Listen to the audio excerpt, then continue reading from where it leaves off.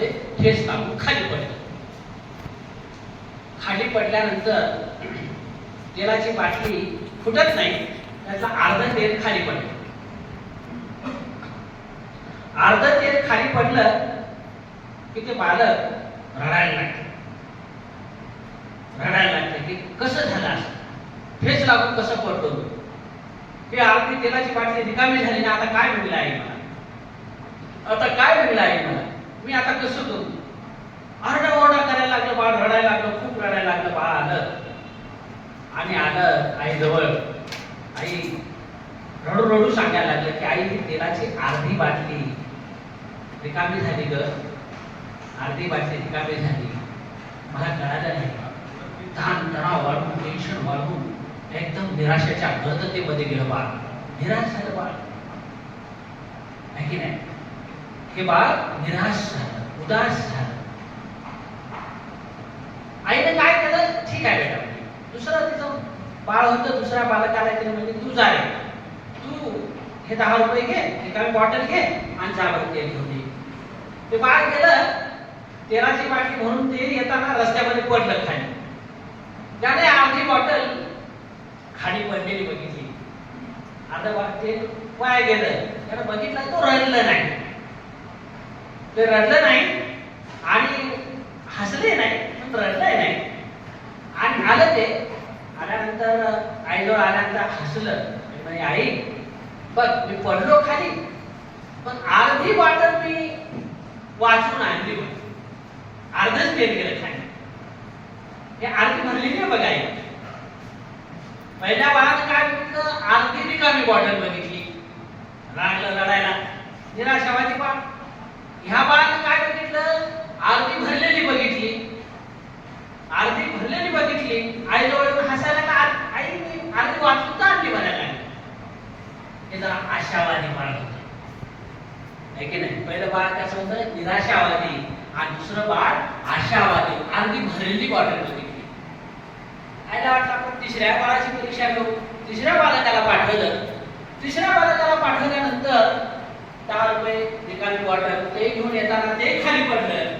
आणि खाली पडल्यानंतर त्या बाळानं बघितलं, आता एकानं अर्धी रिकामी बघितली, दुसऱ्यानं अर्धी भरलेली बघितली, तिसऱ्यानं काय केलं, अर्धी भरलेली बघितली आणि अर्धी रिकामी बघितली. अर्धी भरलेली बघितली, अर्धी रिकामी बघितली. आईजवळ आलं, आई रडलं नाही ते, आई आई मी पडलो, पण अर्धी बॉटल भरलेली आहे आणि अर्धी रिकामी आहे.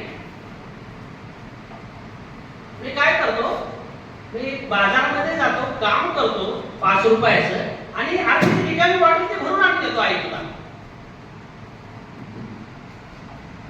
ते बाळ गेलं बाजारामध्ये, काम केलं आणि ती अर्धी रिकामी असली बॉटल त्याने भरून आणली. पहिल्या प्रकारचं बाळ कसं होतं, निराशावादी.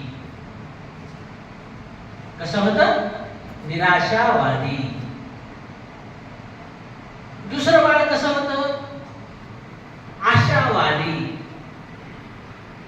पण ह्या दोन्ही बाळामध्ये डिफेक्ट काय होता, ते दोन्ही बाळ वास्तववादी होते. काय वास्तववादी, रिकामी बॉटल बघितली का, पहिल्या बाळाने नाही बघितली रिकामी बॉटल, आहे की नाही. म्हणजे रिकामीच बघितली, त्याने भरलेली बघितलीच नाही. वास्तवता बघितली नाही ना त्याने, वास्तविकता काय आहे की नाही. वास्तविकता आशावादी निराशावादी तर पहिलं होतच, पण ते वास्तवाचं सुद्धा नव्हतं, आहे की नाही. दुसरं बाळ जे आलं, दुसरं जे बाळ होतं, त्या बाळानं अर्धी भरलेली बॉटल बघितली, आहे की नाही. अर्धी भरलेली बघितली पण अर्धी रिकामी बॉटल नाही बघितली, अर्धी रिकामी बॉटल नाही बघितली, आहे की नाही. पण ते वास्तवादी होतं का दुसरं बाळ, इकडे स्टोरीकडे आहे का, वास्तवादी होतं का दुसरं बाळ. इकडे मी काय बोलतो ते येत आहे पाहुणे.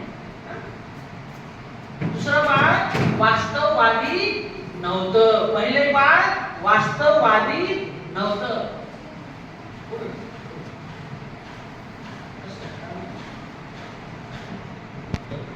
दुसरं बाळही कर्मवादी नव्हतं, आहे की नाही? आणि तिसरं बाळ आशावादी, वास्तववादी आणि कर्मवादी, आहे की नाही? तिसरं बाळ कसं होतं?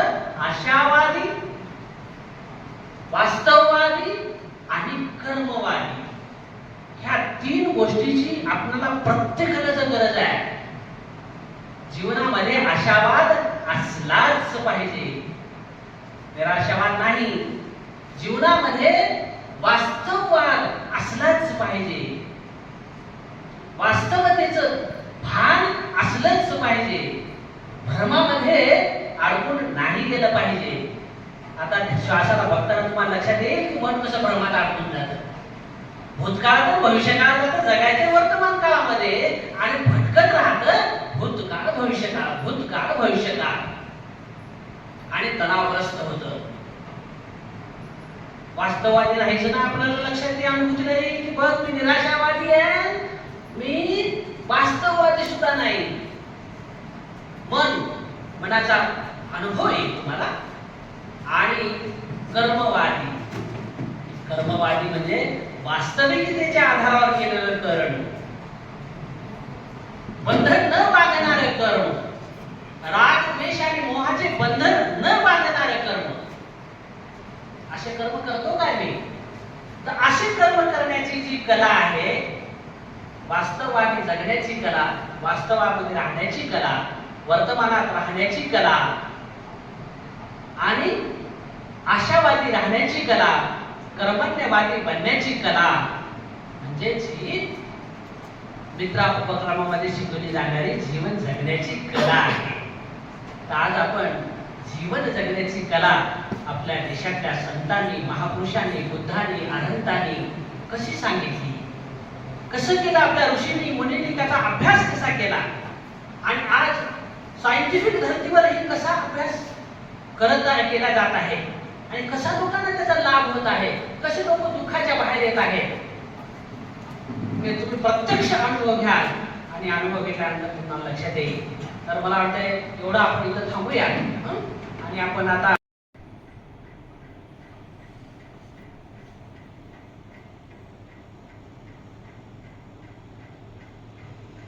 ये सांस आया,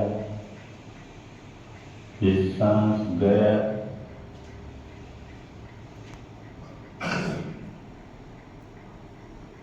लंबा आया कि छोटा आया.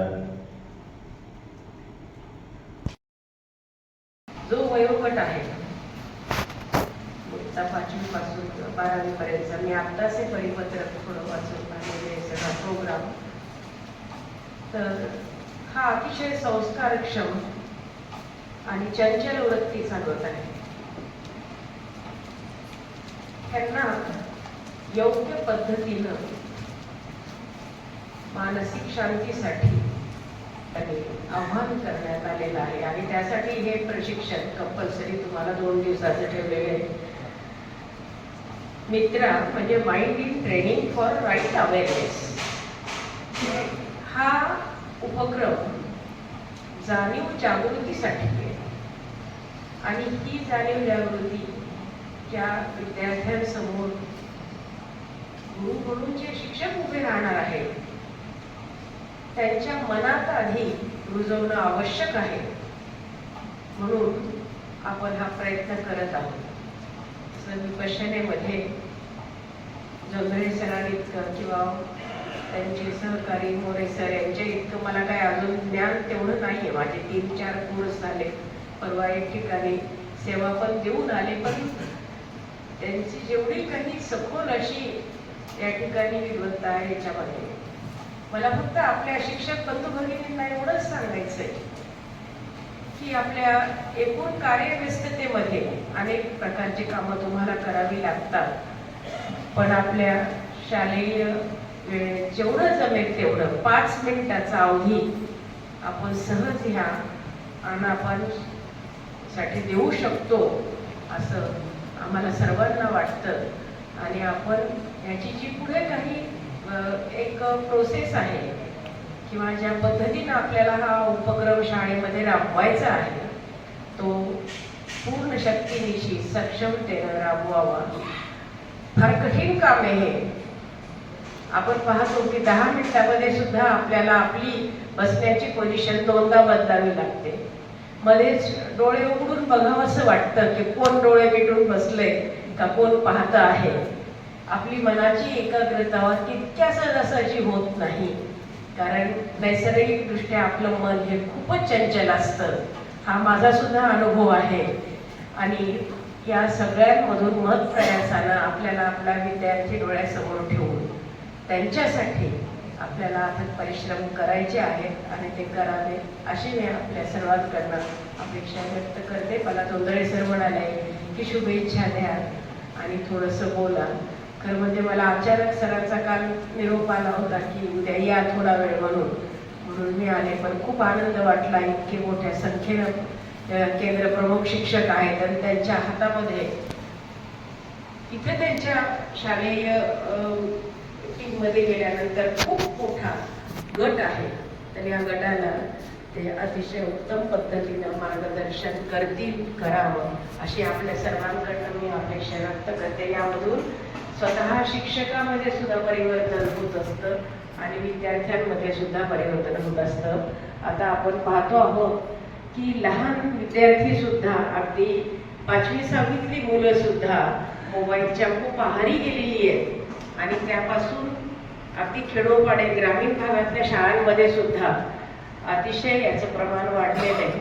तर यामधून कुठेतरी एक छोटा प्रयत्न आपल्याला विपश्यनेमधून विद्यार्थ्यांच्या मनोवृत्तीत बदल करायचा आहे, ज्यामुळे त्यांच्या भविष्यातील शिक्षणाला निश्चितच मदत होणार आहे. म्हणून मी पुन्हा एकदा आपल्याला सर्वांना अशी विनंती करते की हा जो कोर्स आहे ते ज्यांनी 10 दिवसाचा केला नसेल त्यांनी 10 दिवसाचा कोर्स करा. सुरुवातीचे 3-4 दिवस खूप कठीण जातात. तुम्ही आता माहिती ऐकलेली आहे कोर्सची, पण आपण करू शकतो. हा अनुभव माझा सुद्धा स्वतःचा आहे. त्याच्यामध्ये कठीण असं काम हे आहे, हा यज्ञच आहे खूप मोठा.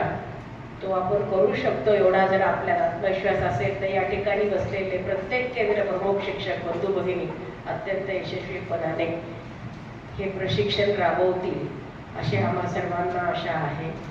धन्यवाद.